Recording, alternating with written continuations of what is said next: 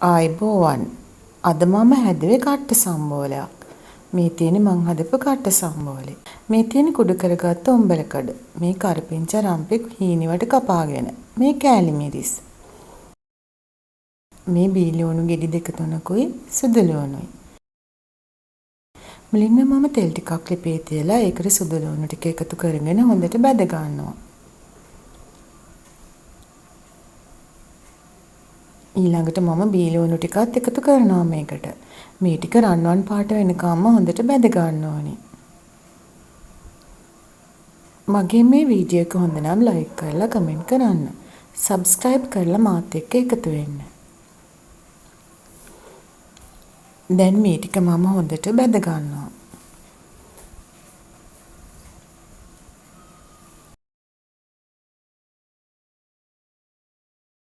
විනාඩි 5ක් විතර යනකොට මේ ටික හොඳට බැදෙනවා.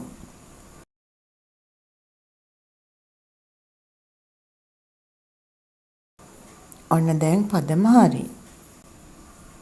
දැන් මම මේ ටික අයින් කර ගන්නවා. ඊළඟට මම මේකට කපාගත්ත රම්පේ කරපිංච ටික එකතු කරනවා. ඒ ටිකක් වෙලා බැද ගන්නවා. දැන් මම මේකට එකතු කරගන්නේ කුඩු කරගත්ත උඹලකඩ. දැන් මේ උඹලකඩ ටිකත් තෙල් එකෙන් ටිකක් වෙලා බැද ගන්න ඕනි.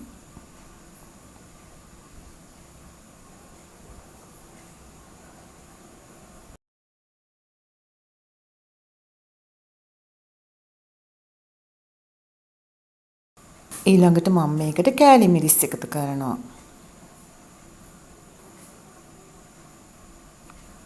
ආයෙත් මේ ටික හොඳට කලවම් කරගෙන ටිකක් වෙලා බැද ගන්නවා. මේ වගේ කට්ට සම්බෝලයක් හදාගත්තාම රොටි, පාන්, බත් ඒ විතරක් නෙමෙයි ක්‍රීම් කකර් එකක් එක්ක වුණත් කන්න පුළුවන්. හරිම රසයි. ඔන්න දැන් මම මේකට අපේ පදමානව ලුණු තමයි ඊළඟට එකතු කරගන්නේ. සීනි තේ හැඳි දෙකකුත් එකතු කරනවා.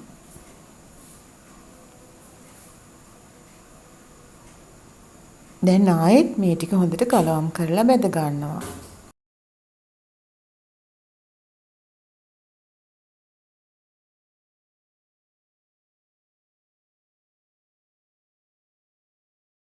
අවසානයේදී තමයි මම මේකට බැදගත්ත ලුණු ටික එකතු කරලා කලවම් කරගන්නේ. ගොරක කෑල්ලකුත් එකතු කරන්න ඕනි. මොකද මේක කල් තියාගන්න අවශ්‍ය වෙන නිසා.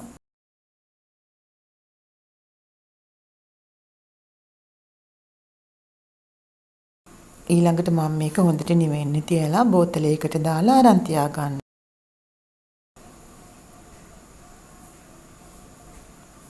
ඔයාලත් මේ විදිහට කට්ට සම්බෝලයක් හදලා බලන්න. මගේ මේ වීඩියෝ එක බලපු ඔයාලට බොහොම ස්තුතියි. සුබ දවසක්.